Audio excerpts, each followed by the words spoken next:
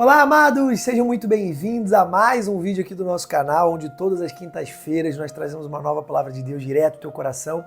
E hoje nós vamos dar sequência à nossa série Batalhas Invisíveis, onde estamos falando sobre como funcionam as batalhas espirituais, como devemos nos posicionar diante delas e quais são as armas que a gente tem à nossa disposição. Amém? Já falamos muito sobre como que funciona, como é que o inimigo age, como é que a gente precisa se posicionar, qual é a consequência ali quando a gente está vencendo a batalha.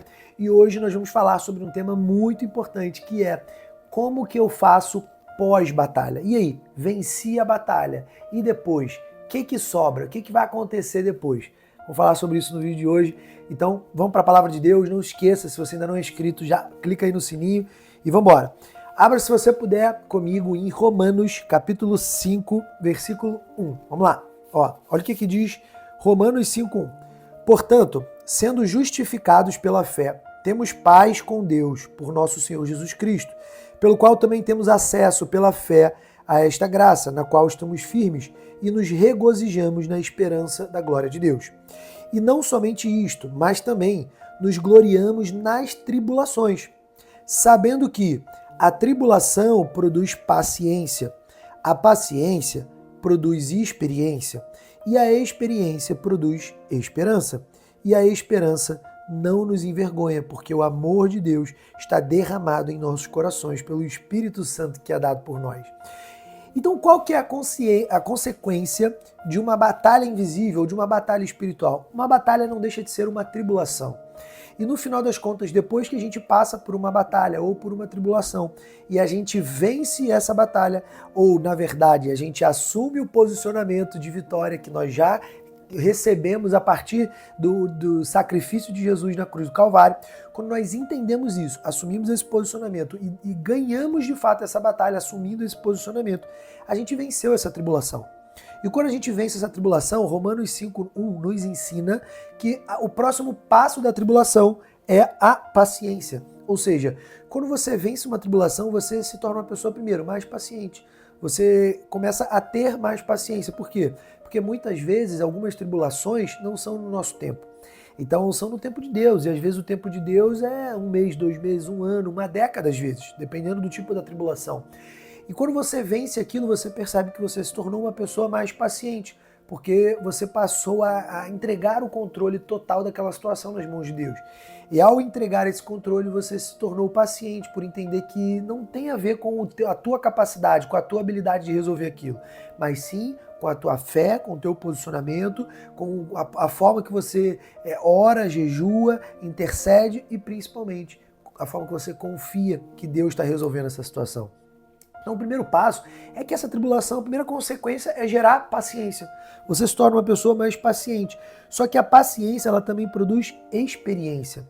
O que é experiência? É alguém que já viveu algo, sabe? Quando você conversa com aquela pessoa que acredita em Deus, só que aquela pessoa que nunca teve experiência, tipo, acredito porque meu pai fala que existe, porque o pastor, o padre, sei lá, porque o fulano fala que existe. É uma coisa, sabe? Quando você é criança ou quando você é adolescente e você acredita porque outros também acreditam, é uma coisa. Você até acredita, mas assim, se o primeiro baque que vier, não vai, a fé já não é a mesma. Agora, quando você tem experiências, quando você de fato vive experiências a partir da tua paciência com Deus, quando você vive um milagre na tua família, quando você vive, por exemplo, uma provisão sobrenatural, quando você vive, por exemplo, uma porta que você ficou anos orando para se abrir, aquela porta abre. Quando você ora, por exemplo, por uma vitória de um processo judicial, por exemplo, enfim, quando você vence uma batalha que você ficou por muito tempo perseverando, orando, se entregando, confiando em Deus, e Deus te deu aquela vitória, aquilo gerou experiência em você. E essa experiência não é mais eu acho que, me falaram que, fulano diz que, a Bíblia diz... Não tem mais a ver com o que as pessoas falam, já não é mais uma experiência indireta, sabe? É uma experiência direta. Você viveu uma experiência direta com Deus. E hoje, muitas vezes, o que falta na nossa sociedade que crê em Cristo é experiência. é terem experiências com Deus, com Jesus, com o Espírito Santo de Deus, para testemunhar o que Deus já fez na sua vida, sabe? Se você caminha mais de, por exemplo, 1 mês, 2 meses, 1 ano ou alguns anos com Jesus e você não tem pelo menos meia dúzia de histórias para contar de experiências que você já viveu, provavelmente você não está vivendo uma fé intensa. Provavelmente você não está se entregando de verdade. Provavelmente você está cumprindo uma série de pré-requisitos, mas você não está experimentando, acessando o poder de fato de viver com Deus. E no final das contas, essas experiências é o que nos transforma. Porque são experiências como essa que quando vem, por exemplo, sugestões do diabo, quando surgem situações que podem te corromper, você lembra dessas experiências e fala, pô, eu já sei o que eu passei com Deus, não tem como eu voltar atrás, não tem como eu recuar. Eu, por exemplo, já vi minha esposa à beira da morte no parto do meu filho. E meu filho e minha esposa sobreviveram porque eu impus as mãos. Já contei esse testemunho aqui. Eu já tive experiências de Deus me avisar de ataques espirituais que estavam preparados e eu percebi antes e por isso eu preservei a vida dos meus filhos.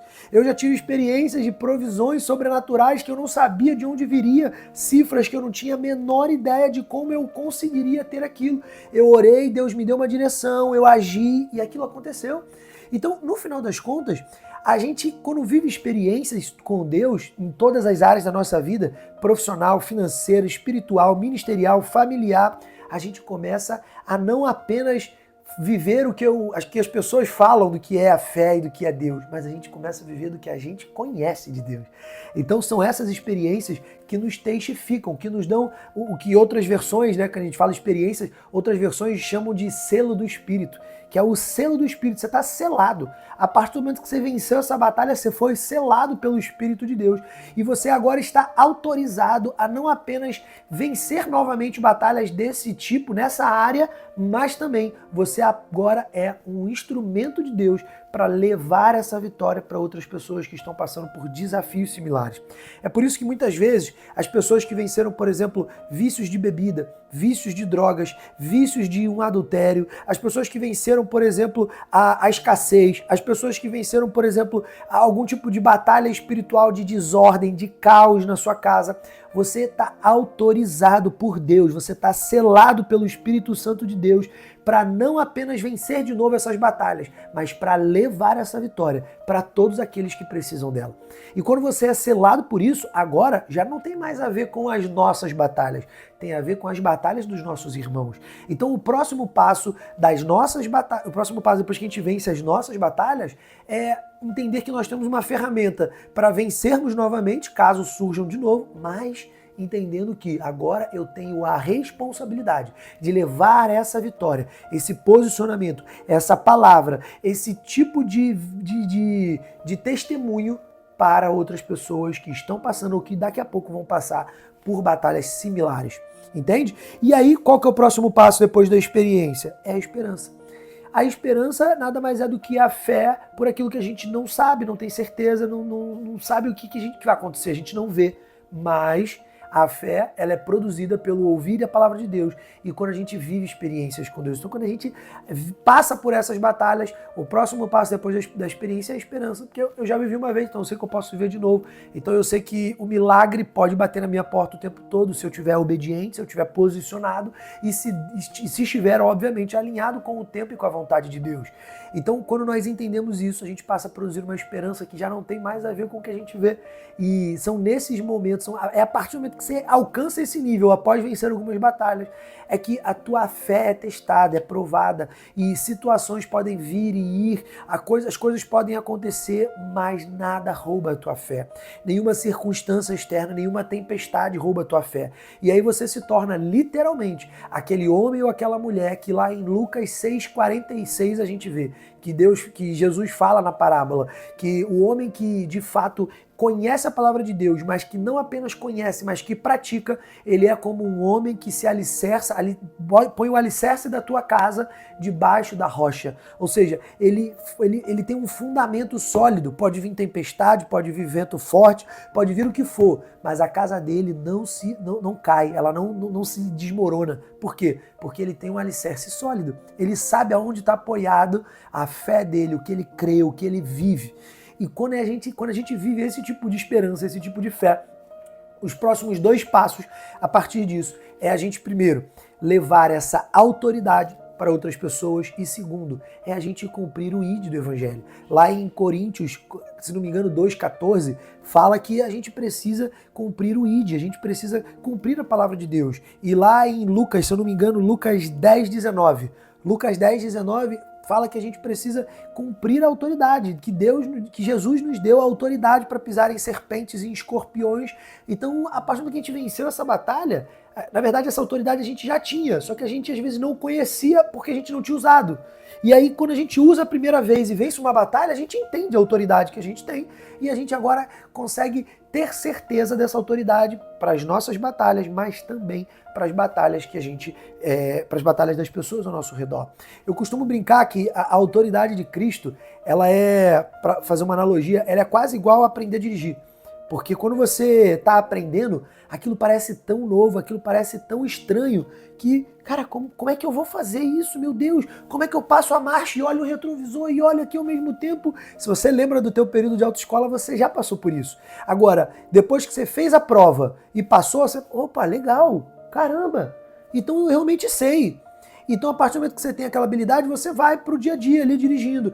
No início, ainda é difícil, porque você sabe que sabe, mas ao mesmo tempo, você sabe que qualquer coisa pode acontecer. Então, você ainda fica meio, caramba, e agora? Como é que vai? Mas depois de uma semana, um mês, um ano, se você, por exemplo, já dirige aí há mais de 5 anos, 10 anos, você sabe que hoje 90% do que você faz dirigindo é automático. Você nem pensa mais para fazer.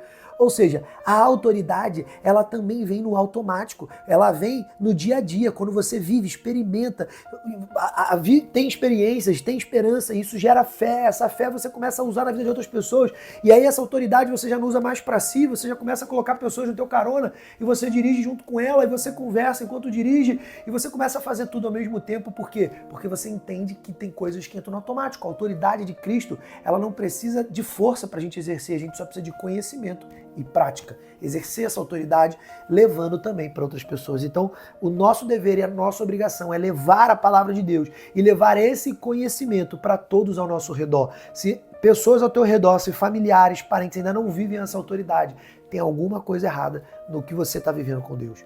Desperta hoje e começa a exercer a autoridade de Cristo na tua vida, nos teus familiares, no teu trabalho, com a tua parentela. Amém? Espero que essa palavra tenha fortalecido o teu coração, espero que você tenha entendido, espero que você coloque em prática e vamos orar para a gente finalizar? Feche seus olhos se você puder. Senhor, muito obrigado, Pai, pela tua palavra que é viva e eficaz, Pai, e que como Hebreus 4 nos ensina, Pai, divide alma e espírito, espinha e medula. Senhor, em nome de Jesus, nós queremos exercer a Tua palavra, nós queremos levar a Tua autoridade, nós queremos, Pai, levar as ferramentas que o Senhor já nos deu e que nós usamos para vencer as nossas batalhas, também, Pai, para os nossos irmãos em Cristo. Senhor, em nome de Jesus, nos ensina, nos ajuda, nos instrui, Pai, para cumprirmos o Teu ID, Pai. Em nome de Jesus, Senhor. Obrigado por essa série, Pai. Amém. Amém, amados? Espero que vocês tenham gostado dessa série e já tem uma série nova nascendo de Deus no meu coração. Semana que vem a gente começa ela. Amém?